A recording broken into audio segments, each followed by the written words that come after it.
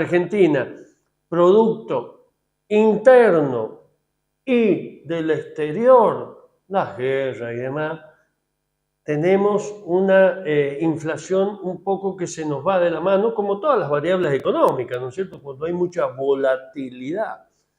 ¿Qué estima el doctor Patiño de inflación para este mes que hemos cerrado, marzo, para lo que se viene, para el corto y mediano plazo? Bueno, la proyección que estamos haciendo es del 2.6, y siempre hay un margen de error, un máximo que podemos decir que es 2.9 y 2.3. Es decir, va a oscilar sobre ese en función de lo que los datos de modelado y procesamiento que hemos hecho.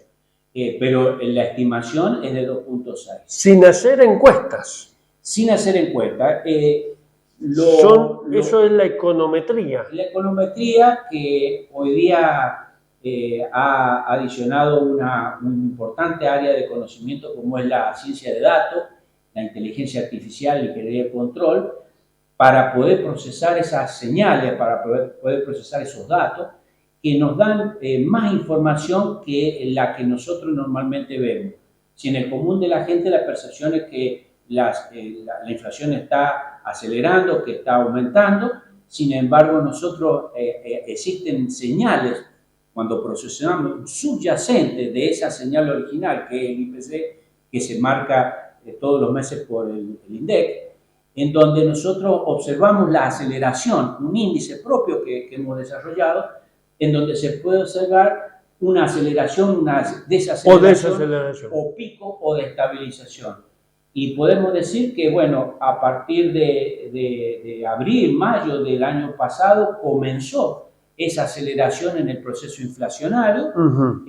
Nosotros, eso queda para los economistas, que son los que tienen que hacer el análisis coyuntural, analítico de lo que está sucediendo con los agentes económicos en esa economía, pero indudablemente coincide con el inicio de las campañas políticas de medio término, de las elecciones de medio término que tuvimos en octubre, ¿fue, no? El año pasado, y como estamos viendo ahí en los gráficos, realmente un pico de aceleración tremendo. Y el pico de la aceleración en la inflación se observó justamente en noviembre, es decir, un mes después de la elección, porque indudablemente hay siempre una inercia.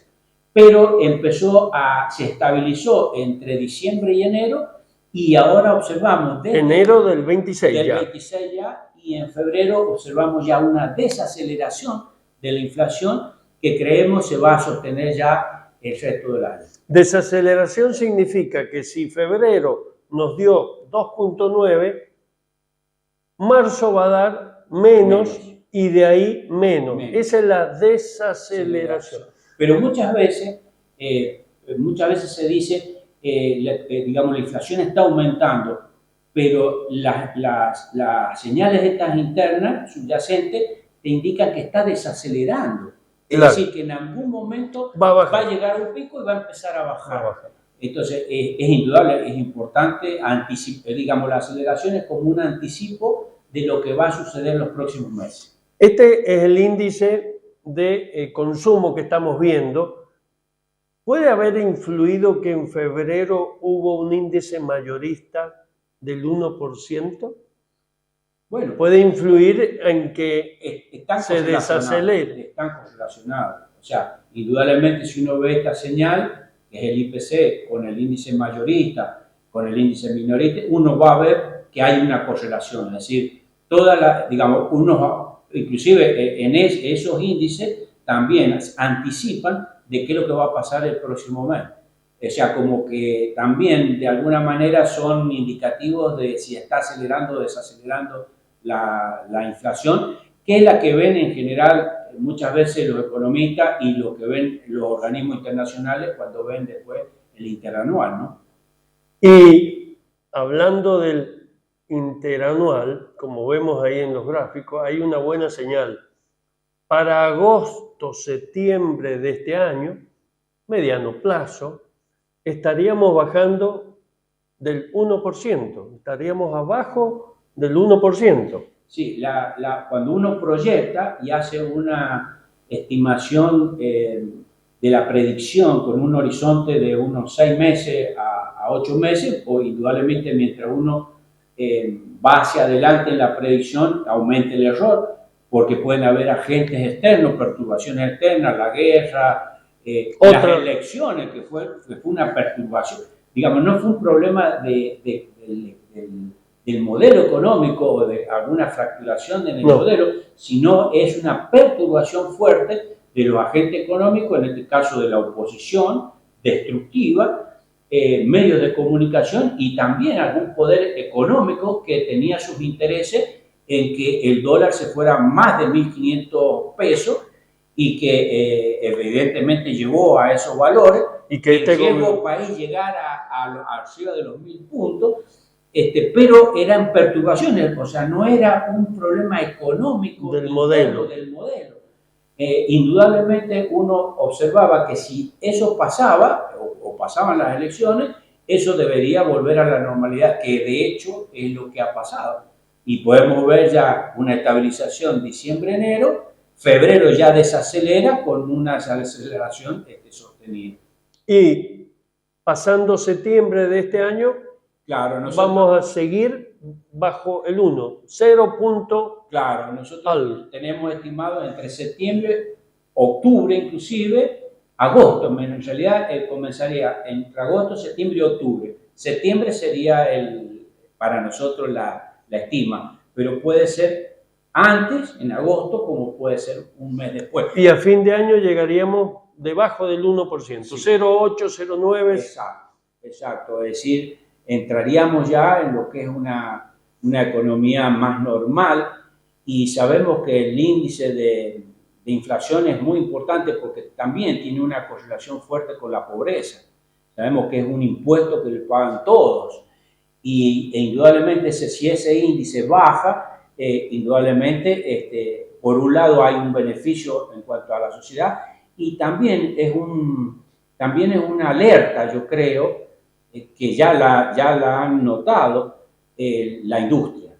Es decir, tiene que haber una reconversión industrial fuerte para que pueda adaptarse a estos nuevos cambios, como por ejemplo tener una inflación que no va a ser más del 0 y pico %. Claro, menos del 1%. Interanual, y entonces no van a poder tener los beneficios o extraer los beneficios desde ese índice que realmente es muy perjudicial para la economía de un país. Y te aclaro algo más, porque es muy importante en cuanto a estas cuestiones que se están comentando. Yo no soy economista, pero uno observa los índices, observa estudia un poco la evidencia empírica inclusive. La industria ha tenido en estos momentos, tiene problemas. O sea, uno lo ve, que hay algunas empresas que están cerrando, pero yo creo que hay otras empresas que se están reconvirtiendo, es decir, que han advertido el cambio de modelo, el cambio de paradigma de esta nueva economía propuesta para Argentina en el contexto mundial y se están readaptando. Como por ejemplo Luminal. Uno dice, no, algunos decían que había cerrado, que había echado. No, la empresa ahora ha declarado de que se está reconvirtiendo y va a hacer algunas importaciones y va a reconvertir ese termo que antes era de vidrio en un termo como los de alta o mediana gama, claro, con un precio de la mitad de precio. Entonces, indudablemente esa empresa se ha ajustado. Se ha reconvertido. Nosotros muchas veces estudiamos, por eso uno le gusta en optimización de sistemas y procesos, usamos los algoritmos genéticos y ahí estudiamos un poco la génesis de cómo es la evolución de las especies. Y bueno, nosotros algo que aprendemos en esos algoritmos es que no se adapta el más fuerte, se adapta el más inteligente. Es decir, aquel que bajo las nuevas reglas de juego se adapta a esa situación para sobrevivir. Y bueno, y esto es lo que yo creo que va a pasar en Argentina, es decir, yo creo que, y otra cosa que es muy... Está pasando ya. Está pasando y algo que se viene también en los próximos 4 o 5 años, que es la penetración de la inteligencia artificial, la automatización, los sistemas autónomos, la Internet de las cosas, lo cual está transformando también a la industria, a los procesos industriales, y por lo tanto también va a haber que adecuar el recurso humano para esta nueva, para estas nuevas tecnologías que están penetrando en todos los sectores capacitándolo y social, capacitando, educando en estas nuevas áreas.